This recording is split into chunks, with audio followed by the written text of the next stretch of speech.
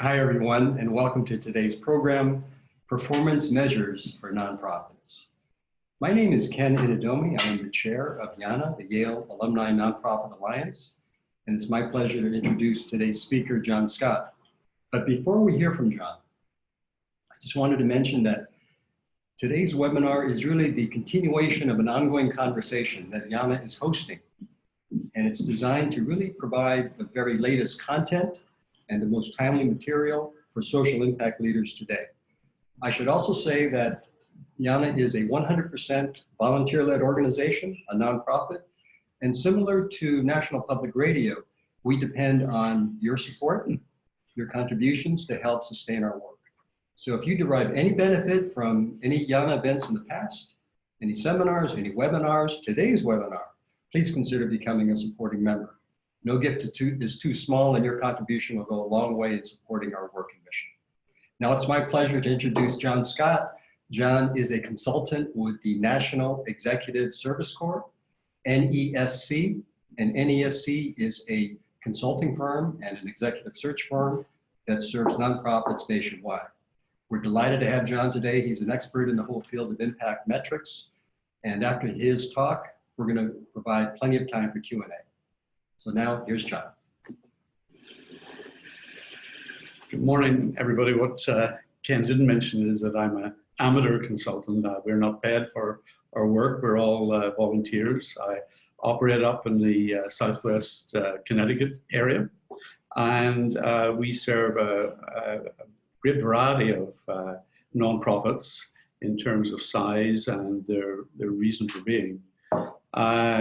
This seminar really came out of a casual conversation that I had with a number of our clients, where the issue of performance metrics was coming up as a side discussion, not our main purpose for being there, but it was clearly an issue that was pertinent to many.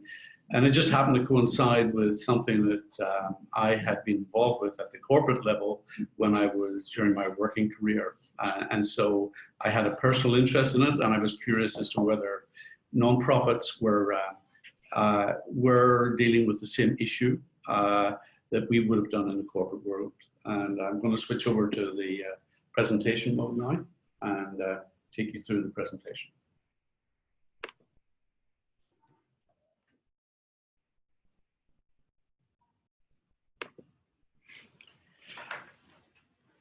So going to the bottom paragraph, I covered mainly the top two, top piece. Now, it did start with casual conversations, and what I'm going to do is reflect on other insights that I got from going and interviewing other nonprofits who were already involved with performance metrics, and then the funders who are obviously key to this conversation. We'll talk a little bit about the challenges that people are facing and some of the approaches that people are taking in order to address those challenges. So let me start with the background interviews. As I said, we had talked to informal conversations with some of our existing clients, and for the most part, they were people that really weren't truly collecting outcome-based measures. But it had become pertinent to them because they were finding they were facing challenges in terms of funding. So that's why they were taking more of an interest. What we decided to do in terms of who we should interview was to go after people who were much more mature with outcome-based performance measures and see what had happened over the course of their involvement. The people we talked to were in the education and arena, and they were focused on having students who came from challenging circumstances. It was interesting, again, in their case, that they had started their involvement because of funding issues, but it was interesting as we came to talk to them that they were very much more interested in using the metrics as a means of improving performance. They have been involved for a number of years now, 3+ years, so there's a level of maturity. And that level of maturity is revealing itself in the fact that the management, in fact, all the people that we talked to during an interview, felt that the performance measurements were key to their existence and improving their performance. So they've moved beyond, we need this for funding, into we really need this. But a number of the groups also, we have mentioned the fact that they were really dependent on having professional data management, and it was a skill that they previously didn't have. We then went on and talked to a number of funders in the Connecticut area. The funders were of the size of having budgets of $3 to $25 million a year that they were handing out.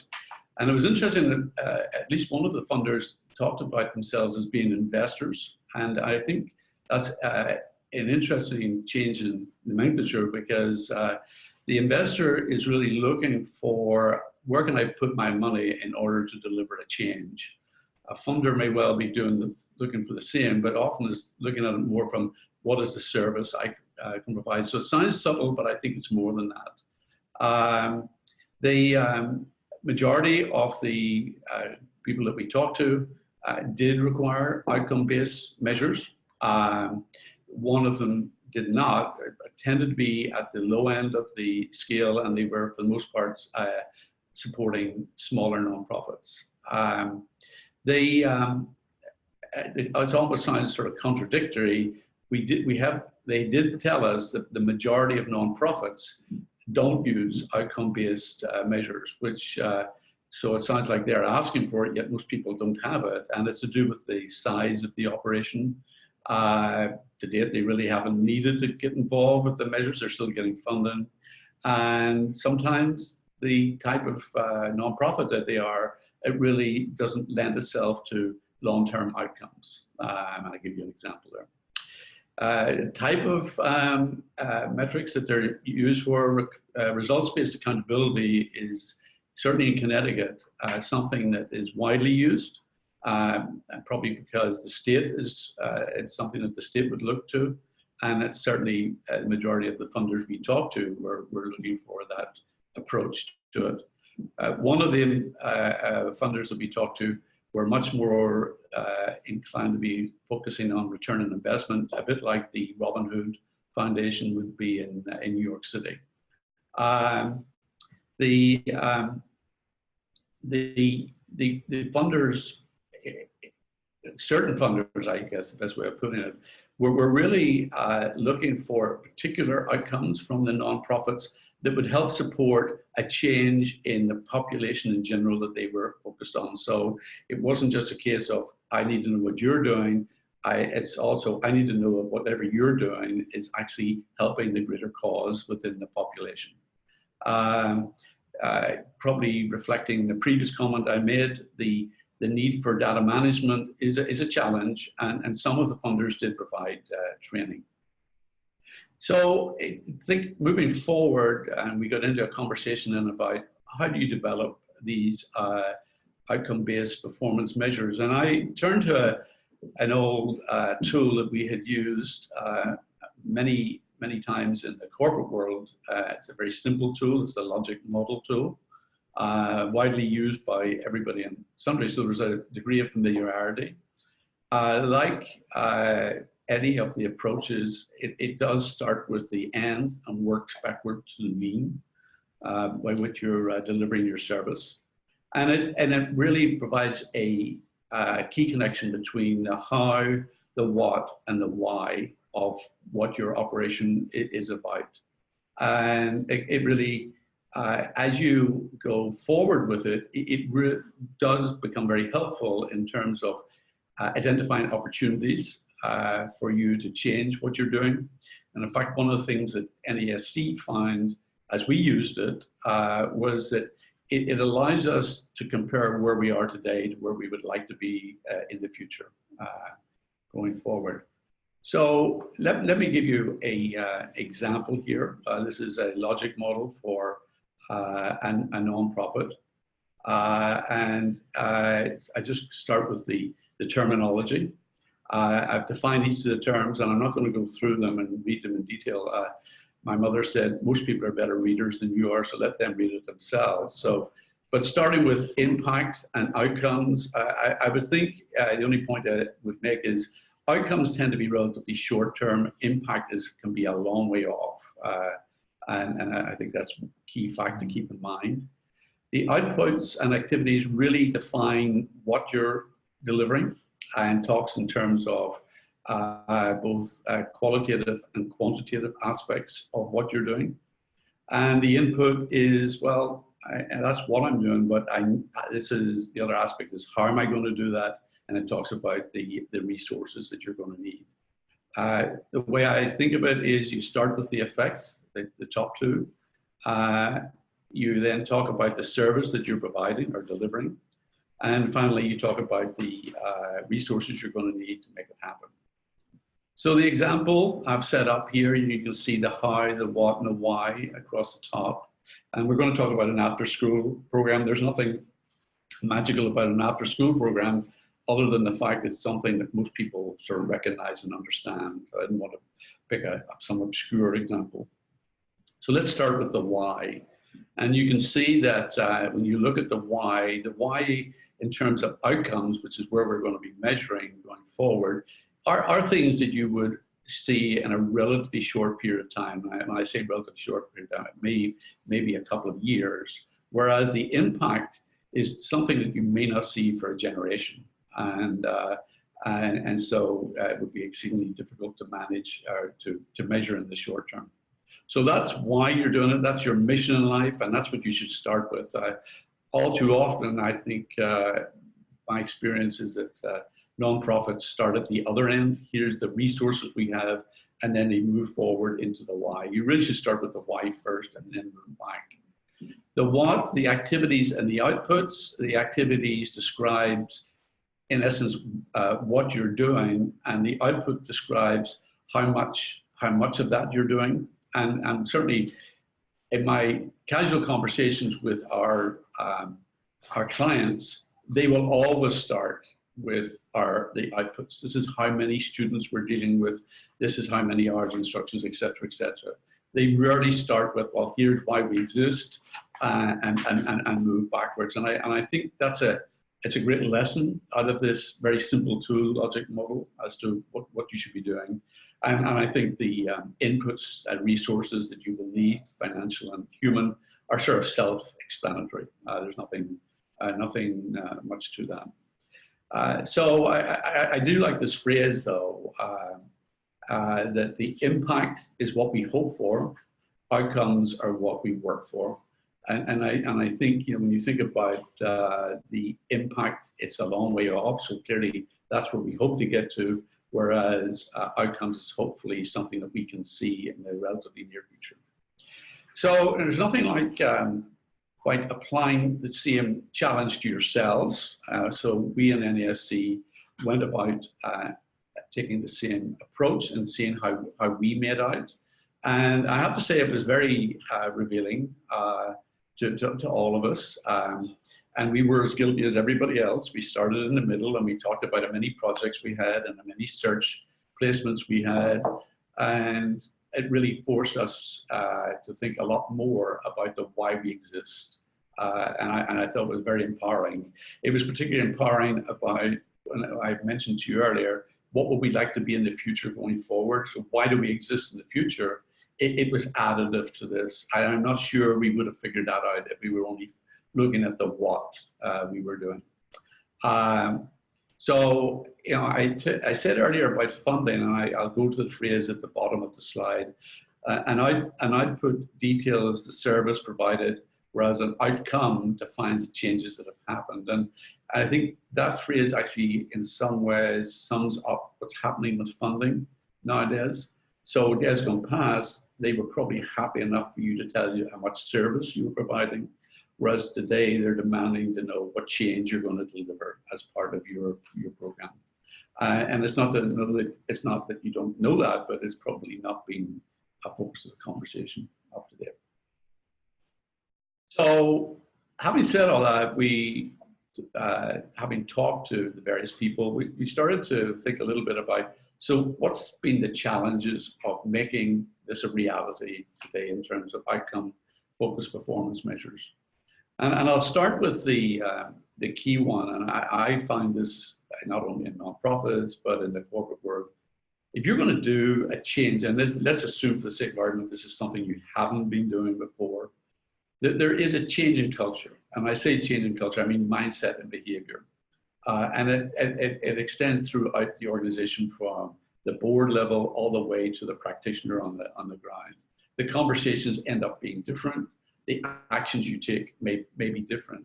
And that differences, I actually go back, and I hate to say this is not a Yale graduate, it's a Harvard professor, Cotter, who talks about driving change, and 3 of the initial steps, if you're going down this road, are key to me. You do need to create a vision of why you're doing this, and some sense of urgency as to why it has to happen sometime soon, and then communicate that vision. So culture change, I think, will be key, some more than others. Choosing the appropriate outcomes, that is a significant undertaking. You can have a situation where all you need to do is define the outcome within the nonprofit itself, and certainly I'll show you a technique for doing that. On the other hand, the investor/funder may be wanting a specific outcome as part of their overall program to deliver payback on their investment. Or, as we've seen in a number of the Connecticut cities, they're now moving to collective impact, where they want to change a population dimension in some way. And so the funder or the coordinator of that is demanding a certain outcome from each of the constituent groups that are contributing. I've mentioned this several times, and I think it's we've had a casual conversation here about the whole issue about data management resources. They will take up your resources, and getting that implemented can be challenging, not only because of the resources, but you run into issues like privacy issues where you're looking for the data on whoever you're serving, and it isn't readily available. You can be dealing with multiple databases and they're not compatible. So that takes a degree of manipulation. And you don't have the recognized and experienced data management skills, and you need to go out and hire that. So that whole issue around data management can prove challenging. I think this is key for me. If you are only doing this to solicit funding, you're missing a real opportunity. This has to be, in the end of the day, about driving performance. And I think you're doing yourself a disservice and your organization a disservice if it's only focused on getting the funding. Last but not least is the one that nobody wants to think about, is how do I keep this going? And you can only keep it going through continuous improvement of your underlying processes that contribute. You may need to adjust your outcome measures by adjusting the performance targets that you're looking to achieve, or indeed you may add a different outcome that wasn't apparent to you at the beginning of the program. I think the key, both inside and outside the organization, is communication. And I think having those headline outcome measures, which are key to people, and being able to tell a story around that is very appealing, both for people inside and outside the organization. I just want to go back to one of the techniques for developing these outcome measures. Is called results-based accountability. We got involved in this for a number of reasons. One, it's been around a long time. It's widely used, and certainly widely used in the Connecticut setting. And it seemed to tick the box. It's actually very consistent with that logic model, and it starts at the end and works backwards. The big advantage with results-based accountability is it connects you into how the metrics would be used, both for you within the organization and also to help populations in general. And to that point, the population accountability, an example of that would be the Norwalk Act's Cradle to Career activity, where it's driving the benefit of a whole population, in this case, kids through to the point where they start in the workplace. My focus here is going to be more on the performance accountability, i.e. within the nonprofit, and it tends to focus to do with whatever client population you're serving. So your population will probably be subset of a whole population, but people would want to know if they were funding that whatever you're doing is consistent with wherever they're going for the whole population. Rather than seek permission to do this with a non-profit that we're familiar with, I'm going to do it with NESC. This is our own efforts using results-based accountability. And we were hoping that by doing this, we could come to understand how we could serve our client population better than what we do at the moment. And if we were compelling, hopefully as a nonprofit, we would also be able to attract potential funders as well. When you do results-based accountability, it's very much based on a matrix approach. And if you read to the left side, the effect and effort. So the effort coincides with what you're going to do. If you think back to the logic diagram, this is what you're doing, the activities and the output, whereas the effect is the impact, the outcome and impact that you're having on your client. The way they move forward is they operate off this matrix, as you can see in front of you, this 4-quadrant matrix. And if you read through, starting from the upper left, you have how much service did we in NESC deliver? To the right, how well did NESC deliver that service? Bottom left, how much change or effect did our client experience? And what quality of change or effect did our client experience in the bottom right? The key here, and I think it was a learning for us, is the important aspects of these are the ones to the right. So how well did we serve the client, and what quality of change did that client experience? And there's degrees of experience. Part of it at the lower end and may not be lasting is, did we improve the knowledge? Did we improve the attitude? Whereas a more compelling argument would be, we changed the behavior. We changed the situation of our client. And those are really the ones that appeal to funders. So just going through each of these in turn, I'm not going to read through these in general. The only point that, so the first one is how much service did we deliver? And you can see the type of service, and it's all to do with the amount or dollars of people that are organizations that we were serving. If you go on to the quality, it's much more about effectiveness, customer satisfaction in our case, and you're going to have to translate this into your own nonprofit equivalent. On the bottom, these are really the key, how much of an effect did we have, but more important still, what's the quality of the impact that we have? And the next stage of this, if we had gone here, because this is only the introduction of results-based accountability, I think we've sort of covered like 3.5 of the 7 questions, but it allows you to move forward to see who would you have to partner with to really create the impact, what stories you're going to tell, et cetera, et cetera. So there's a whole process involved in results-based accountability, getting you to where you need to be in terms of improving your performance, but also appealing to funders. There is no way we would be collecting all of these metrics. All these metrics, we would have to go and be much more selective and maybe collect 5 to 10 of these metrics, and certainly the ones we'd want to build a story around going forward, and that would be true for any nonprofit. So what do we see as the benefits of results-based accountability?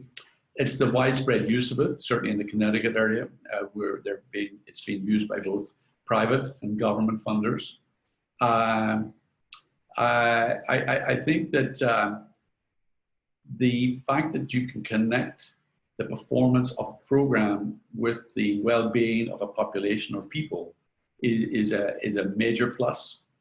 I particularly liked it because the worst thing that I feel you can do with any of these things is where it's full of jargon.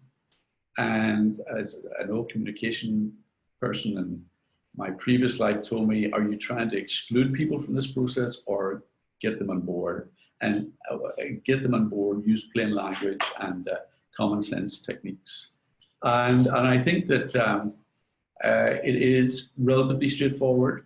I think that it's something that most nonprofits with a little bit of effort could embrace. I leave you with some references that I use throughout putting this together and more generally, and appreciate your participation. Thank you. And anybody got any questions? Happy to take them at this point.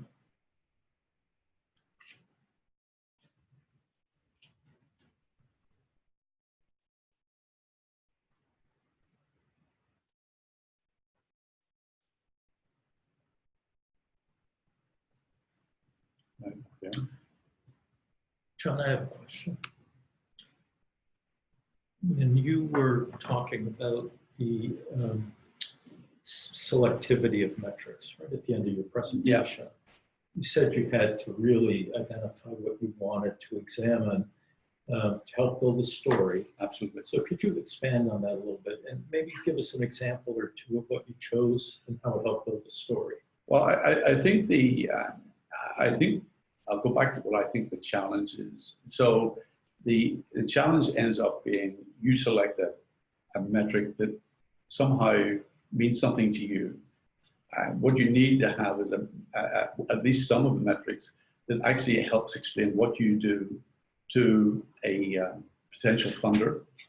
And so, you know, we didn't want, in our case, when we were with NESC, we didn't want to be focused on, we did this type of project with a strategic planning project with a client, or we didn't want to talk about organizational effectiveness. We wanted to talk about, here's a nonprofit that we have helped, and here's what they're doing today versus what they were doing previously. So it's that, and I think it's using it to demonstrate not only what value you're bringing, but what are you doing for your client population or population in general. I have some questions here. I'm not quite, that wasn't the first question I saw. There was one about theory of change. And theory of change is very much, you will find a direct connection in the results-based accountability. It's very much about Mark Friedman when he was developing this, very much focused on the theory of change. And I think it's fundamental to results-based accountability, and you'll see it in any of the references that I have there. Am I supposed to read these out, I guess, and, for people? I work in a nonprofit. Oh, sorry, disappeared. The problem is these keep.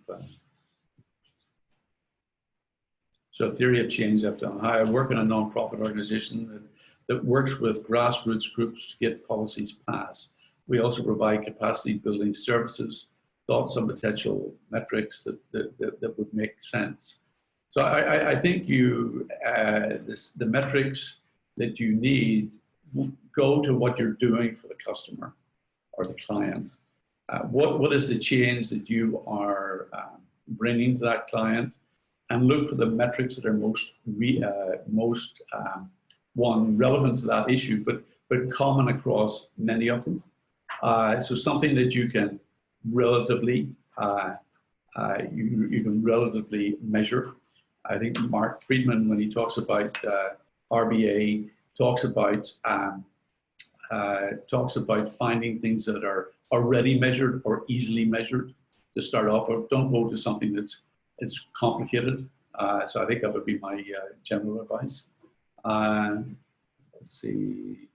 Do you recommend any data management tools to support use of logic model for measuring program success? I think you can. It really depends on the sophistication of your program. I haven't seen many sophisticated tools being used in the people that we have spoken to. They tend to be fairly basic tools, database and spreadsheet type approach. But I would say if you're in a large organization, they probably, I'm trying to remember the name of, it maybe come to me in a moment, but there is a tool that people do use in order to draw data from different databases. I'll think about it. If not, I will. I'll give Lou the answer, and he can pass it on to you. It's easy to show how many organizing groups you've trained. Oh, disappeared. Let's see. 15. Let's just end with what policies we've won, but there isn't a clear through line between a training, a policy being passed, and community impact. And any thoughts are welcome. Again, you know, I think one of the key, and I had a reference to the Robin Hood. They've done a remarkable job of connecting events of today or actions that you can take today and what that means to, in terms of, they're looking at it from a ROI perspective. So $1 spent today, here's what it's doing in the future. I think if you look at that, that might give you a good basis for deliberating about what you're looking for. The key to think about is what I was saying earlier. Those outcomes that you're interested in should be a change in knowledge, a change in behavior, a change in condition of any of your clients. Sorry, and also a change in attitude. That would be the other one. So if you think along those sort of general groupings, that would be a good litmus test for any of your outcomes going forward. I think we've done these four. I serve on the board of a Costa Rican nonprofit that provides online health information and counseling to Central American teens. What are the particular challenges of measuring outcomes if you're in the prevention business? And actually, for the sake of repeating the same one, I would highly recommend you go to the Robin Hood metrics. They're very much about how do you answer the question that you're posing, where they describe if you do the following, here's what will happen to that individual or group, and here's what will happen to that individual or group if you don't make that intervention. So you can see the difference. Now, the only challenge, my guess, is that those equations that they have developed, and they're pretty sophisticated, applies to New York City. How that translates to Costa Rica, I'm not sure, but that would be my first starting point if I were you.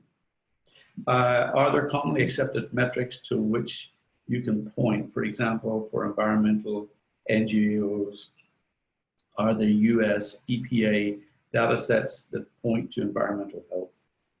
To be honest, I don't know the answer to that question, specific and environmental, but I think you're in an area where there is a lot of measurement, unlike some activities. So I'm quite sure that there are questions there. I guess your real challenge around that, though, is in terms of outcomes. How long is it going to take for you to see a true impact on the environment? You know, if you were cleaning up a site, for instance, if you were an NGO that focused on cleanups around certain areas, then that's obviously something you can measure. Of course, you could also make sure that you're measuring it not only at the point in time, but ongoing, that it isn't back to square one once you leave. But in terms of more broadly based environmental considerations, that could be a lot more challenging, because I think a lot of those really become more of an impact rather than an outcome. You're going to take a number of years before you really see a benefit. That's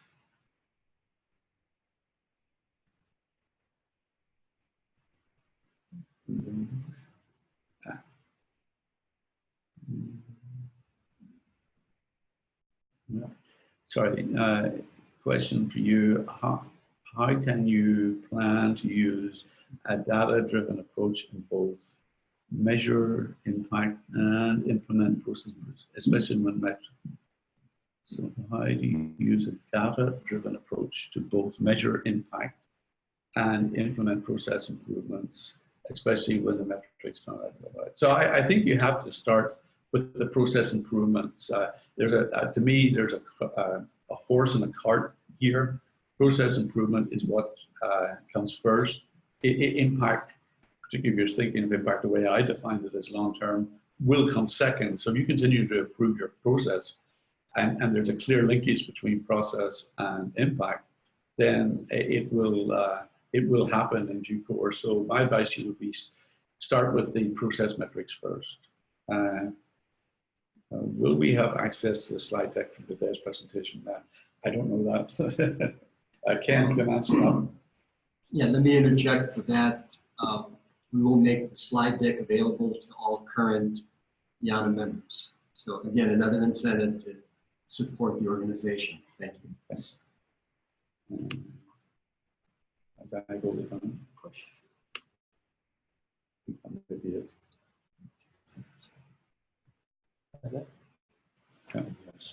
So a couple of questions from inside the room here. And I'm right at the tipping point of my eyesight here. So to what extent is it important to analyze the relationship between the desired outcomes and impacts versus focusing primarily on the outcome level? I think there is a need to provide some evidence that there's a connection between outcomes and impacts, because my guess is that somebody's going to ask you that question at some point. How do you know that, how do you know that crime rate is reduced if you send kids to pre-K? There is evidence, there is clear evidence that is true, but I think you're obligated to be able to prove where your statement comes from. I think just putting it down to hope it sounds good and it seems like a reasonable thing to say, it isn't sufficient. There needs to be some real connection, and it may not be proven at this point, but at least you should have some reference as to where it came from, other than it was the first thing I thought of. Is that,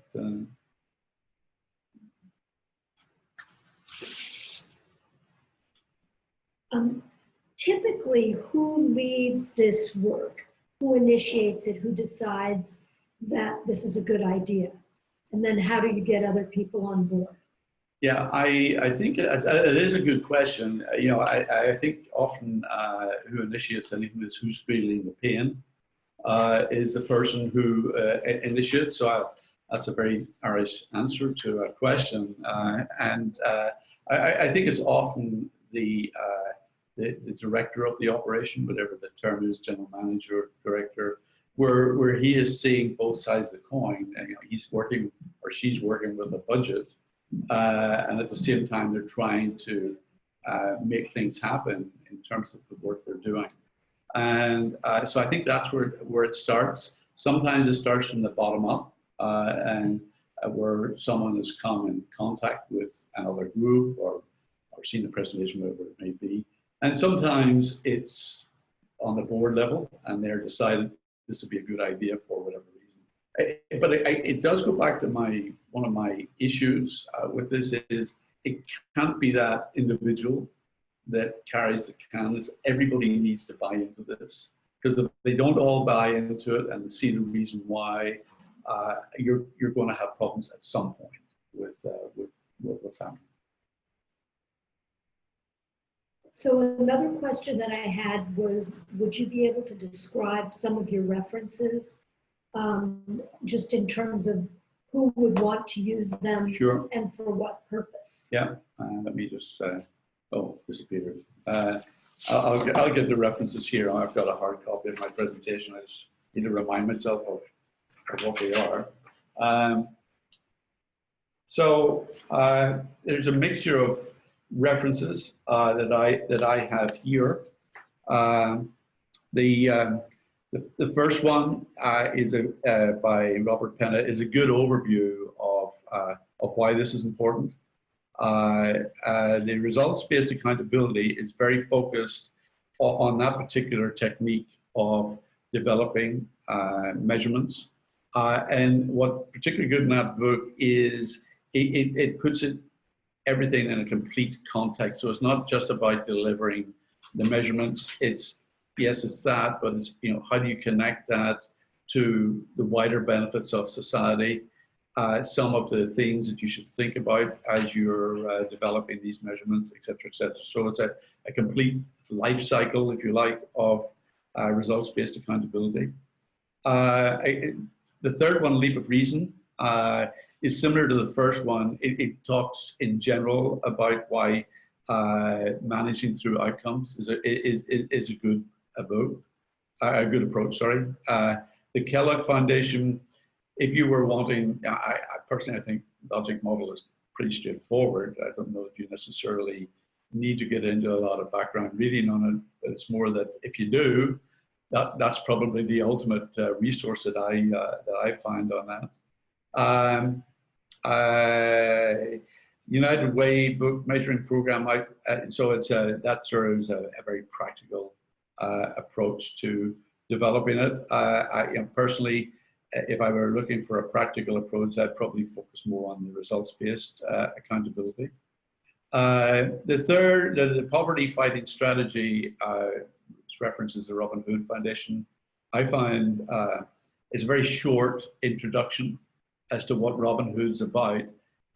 If you want to find more about the Robin Hood and the measurements and their connection between today's outcomes and the future impact, go to the Robin Hood website itself, and which I think is highlighted there in the presentation, and you will find yourself able to read a 168-page document that connects all sorts of outcomes to all sorts of impacts, and it's a lot of work and certainly worth a look. Maybe not the whole 168 pages, but certainly gives you a good sense. I only put the last one in really for the reason that it was a good example of other websites and information that gives you some general background on this topic. There are a couple of easy reads in there that, if you were right at the beginning, would be helpful in getting you started.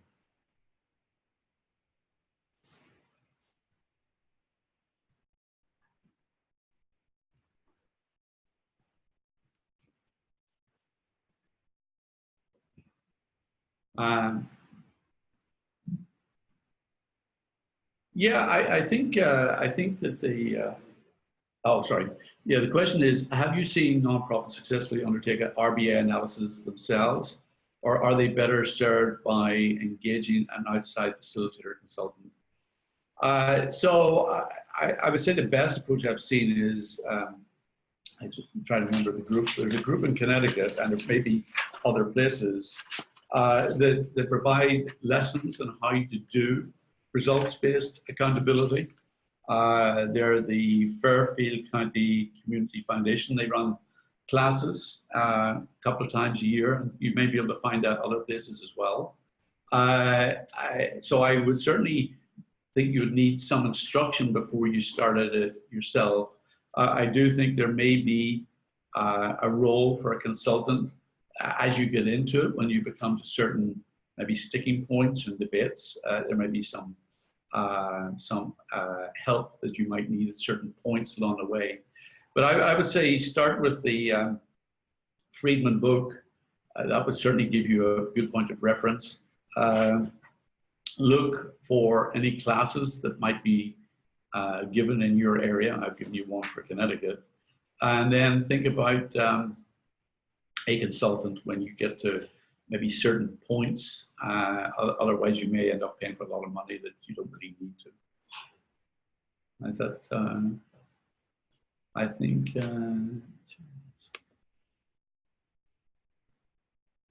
so. I've done that one. While nonprofit boards are strong, nonprofit staff are often entry-level employees, mostly because of their lower pay rates. How do you motivate those staff members to use RBA procedures effectively? And I think that goes into that change of behavior, that I'm looking at changing the culture, changing the mindset. You really have to make them part of the story, and I think you do it by the difference, even starting with something like the logic model. Let them understand what role the organization is playing in helping nonprofits. Get them motivated that way. And I think that you have to recognize the limitations there. An entry-level person isn't going to be your data analyst management type person, but they, by the same token, they can probably play a role in getting the data together, doing background work. And from my perspective, everybody in the organization, no matter what level they're at, should be able to tell like the elevator 30-second, 1-minute story of why we exist, what's the impact we're making, and what are the outcomes that we're likely to see. So I really don't care whether you're an entry-level person or head of the board. Everybody should be on the same page in that one. I serve on the board of a Costa Rican nonprofit that provides online health information and counseling to Central American teens. I think I answered the question about if challenges. What are the particular challenges of measuring outcomes if you're in the prevention business? So I think the real answer to that question is to look at the Robin Hood website I referenced earlier. They have a long list of examples of preventions and actions and how they ultimately lead to an impact. And there's a lot of good work that's going into that. Yes, it is driven from a financial perspective, but I think, having said that, it will talk to qualitative aspects as well that may be of use to you.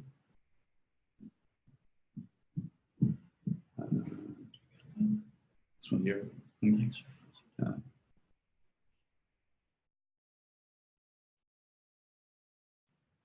Yeah, I think this question is, how can you plan to use a data-driven approach to both measure impact and implement process improvements, especially, I think I've answered that one.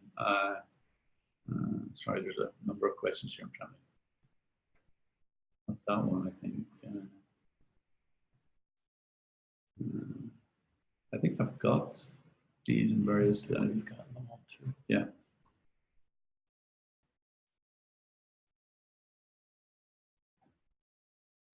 Okay, so John, thank you very much. This is incredibly informative. And we really appreciate lending your expertise. I think from the flow of questions that ensued, it really piqued a lot of interest. And this was a very valuable discussion. Thank you very much. I appreciate it. Thanks for the opportunity. It's always nice to get through a piece of study like this and get the situation where you can have a conversation with people. A number of people are exceedingly helpful to me as I made my way through it.